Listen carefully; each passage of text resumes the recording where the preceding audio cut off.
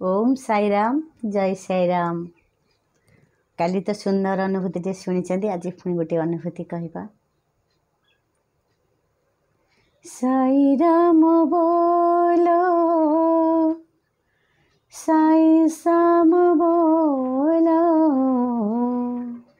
साई राम बोलो साई साम बोलो साई राम बोलो साई साम बोलो साई राम बोलो साई साम बोलो साई राम बोलो साई साम बोलो।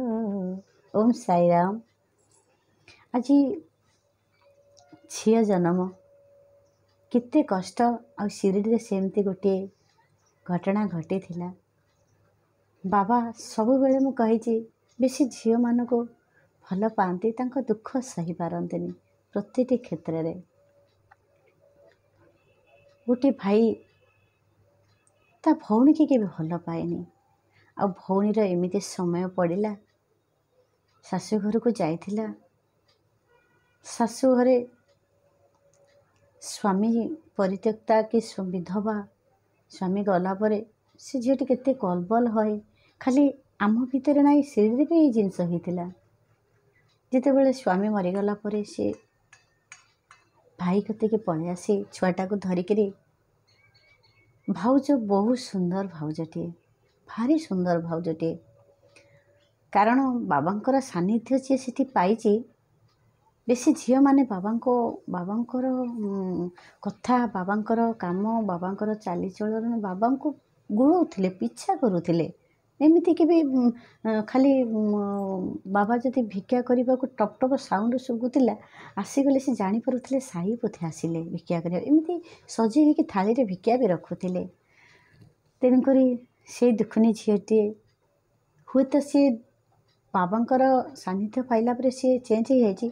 जो झीटे टिके देखा कर्कश कथा कर्कश आप देखिले कभी बहुत रागे किंतु भाई डर से अभिनय करके घरे केमिति बंचब। कारण बाप घरे बाहला पर आउ कौन किसी अधिकार न थाए किंतु जमी कुणिया से घरे झी छोट बड़ू बासी काम करी गाई गुआल काम करी अंठा बसन माजी से भाई की खाया को दे बापा माँ को खाया को दे तांकर वस्त्र सफा करी।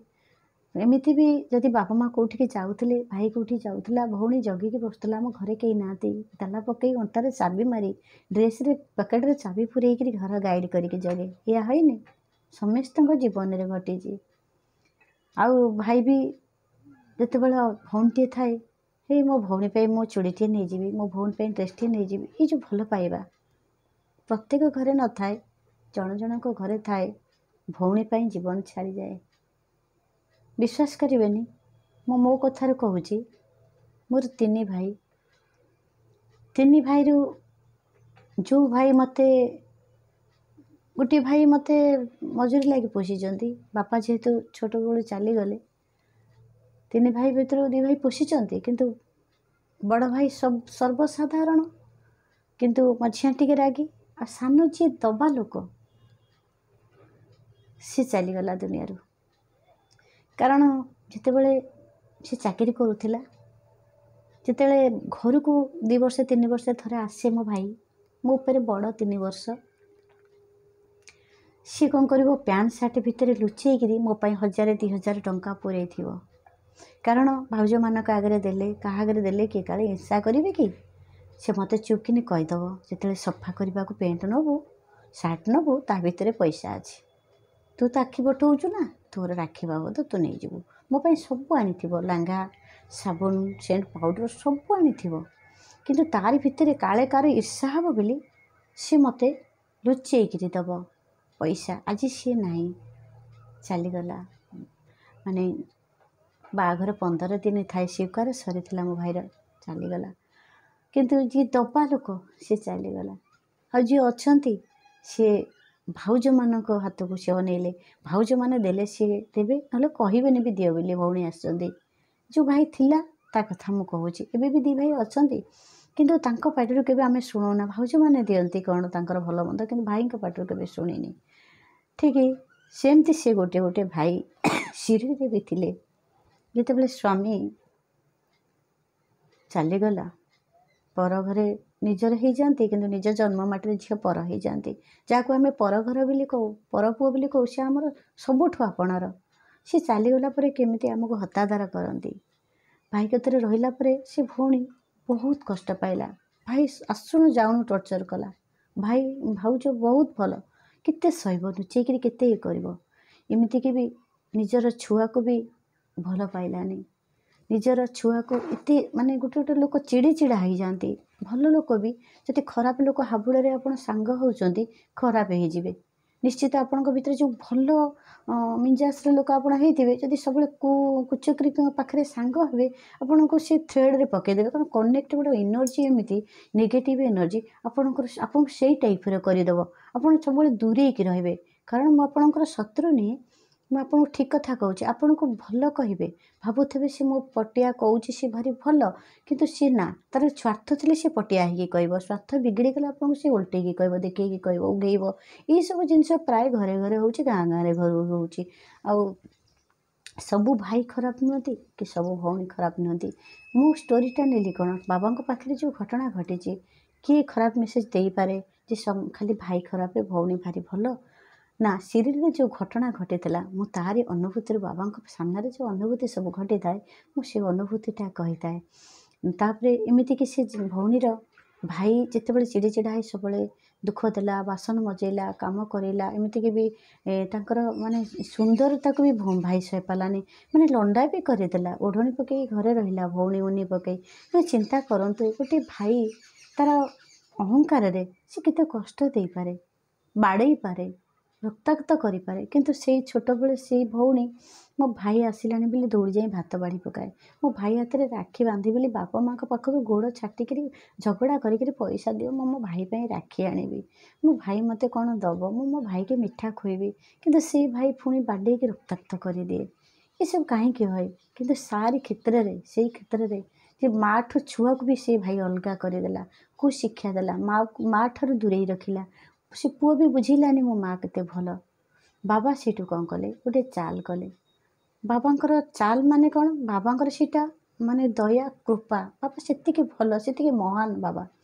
କାରଣ ବାବା ଯଦି ସେଠି ନଥାନ୍ତେ, ପ୍ରାୟ ଶିରିଡ଼ି ତ ଧ୍ୱଂସ ହୋଇଯାଇଥାନ୍ତା। ଆମେମାନେ ବି ଆଜି ଭଲ ବାଟକୁ ଯାଇନଥାନ୍ତେ।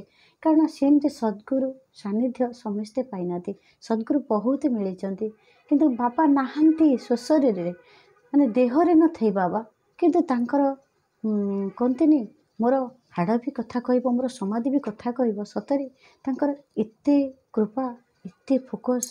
ସେ କ'ଣ ମାନେ ଚାରିଆଡ଼େ ବାବାଙ୍କର ଲକ୍ଷ୍ୟ। କେଉଁଠି କାହାକୁ ଦୁଃଖରେ ପଡ଼ିଲେ ମାନେ ବିଶ୍ୱାସ କରୁନି, ଖାଲି ହାତ ଟେକିଦେବ, ସାଇ ଭାସି ଯାଉଥିବ, ସାଇ ଡଙ୍ଗା ଲଗେଇଦେବେ। ଭାସି ଯାଉଥିବ, ନିଆଁରେ ପଡ଼ିଯାଉଥିବ, ସାଇ ପାଣି ଢାଳି ଦେଉଥିବେ। କାହିଁକି ଏମିତି କରନ୍ତି ବାବା? କାହିଁକି ଏତେ ଭଲ ହେଲେ ବାବା? ମୁଁ ବି ଜାଣିପାରେ ନା। କ'ଣ ମୁଁ ପାଇଛି ବାବାଙ୍କ ଠାରୁ ଯେ ମୁଁ ବାବାଙ୍କୁ ଛାଡ଼ି ପାରୁନି, ଭୁଲି ପାରୁନି? ବହୁତ ପାଇଛି ବାବା। ଯେତିକି ମୋର ଆବଶ୍ୟକ ନୁହଁ, ଅତ୍ୟଧିକ ଦେଇଛନ୍ତି। ଯେତିକି ବସ୍ତ୍ର ମୋର ଆବଶ୍ୟକ ନୁହଁ, ଅତ୍ୟଧିକ ଦେଇଛନ୍ତି। ମାନେ ପିନ୍ଧି ମୁଁ ବାଣ୍ଟୁଛି, ଦରିଦ୍ର ନାରାୟଣ ମୂଳକୁ ବାଣ୍ଟୁଛି, ବନ୍ଧୁବାନ୍ଧବ ଦେଉଛି। ଏତେ ବସ୍ତ୍ର ଦେଇଛନ୍ତି, ଏତେ ଅଳଙ୍କାର ଦେଇଛନ୍ତି, ଏତେ ବଡ଼ ଘର ଦେଇଛନ୍ତି, ଭଲ ସ୍ୱାମୀ, ଭଲ ପୁଅ। ବାବା ମୋତେ ମୋ ମନ ଜାଣି ସବୁ ଦେଇଛନ୍ତି। ତାହେଲେ ମୁଁ ବାବାଙ୍କ ପଦଟିଏ କଥା କହିବାକୁ ପଛେଇବି କାହିଁ? ବାବାଙ୍କ କଥା ଆପଣମାନଙ୍କୁ ଭଲ ଲାଗୁନି?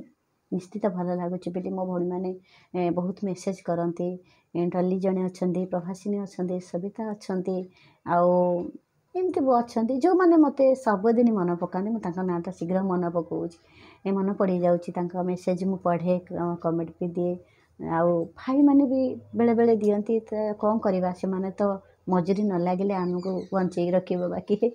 ଆଉ କେତେବେଳେ କି ସେମାନେ କମେଣ୍ଟ ଭଲ ଭଲ ଦିଅନ୍ତି। ଅଭିମନ୍ୟୁ ଭାଇ ହେରିକା ବହୁତ ଦିଅନ୍ତି। ଏମିତିକି ଆର୍ମି ଅଫିସର ବି, ସିଏ ବି ମେସେଜ୍ କରନ୍ତି ସତରେ।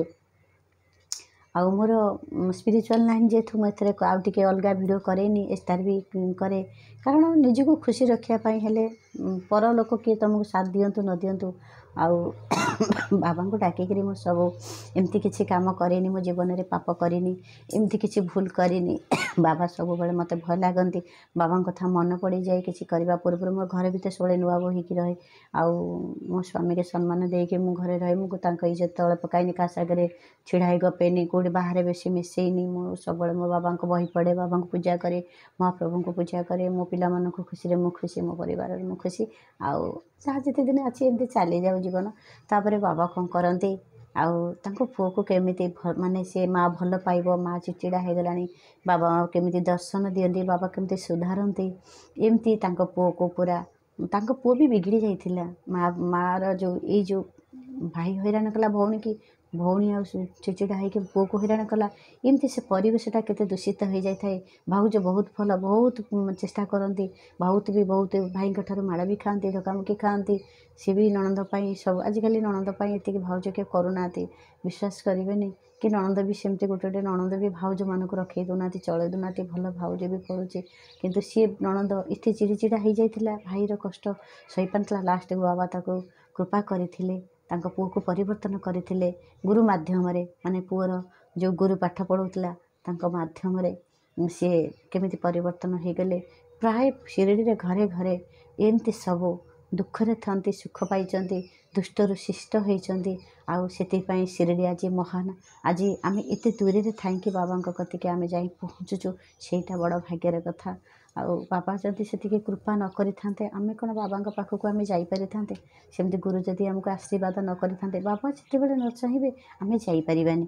ସତରେ ସବିତା ଆମର ଲେଖିଥିଲେ ମେସେଜ୍ ଯେ ମୁଁ ଅବଢ଼ା ବେଳୁ ଭାରି ଇଚ୍ଛା, ଆଉ ମୁଁ ବି ତାଙ୍କ ପାଇଁ ଦୀପଟିଏ ନିଶ୍ଚିତ, ସମସ୍ତଙ୍କ ପାଇଁ ମୁଁ ଦୀପଟିଏ ଜାଳିବି। ମୁଁ ଯେତେବେଳେ ଯାଉଛି ମୁଁ ନିଶ୍ଚିତ ଜାଳିବି। ଆପଣମାନଙ୍କୁ ବି ଯଦି ସମୟ ହୁଏ ଭିଡ଼ିଓ ଟିକେ ବାବାଙ୍କର କରିକିରି ଆପଣମାନଙ୍କୁ ଦେବି। ଆପଣ ଏତିକି ରହୁଛି, ଆଉ କାଲିକି ହେଲା। ସାଇରାମ।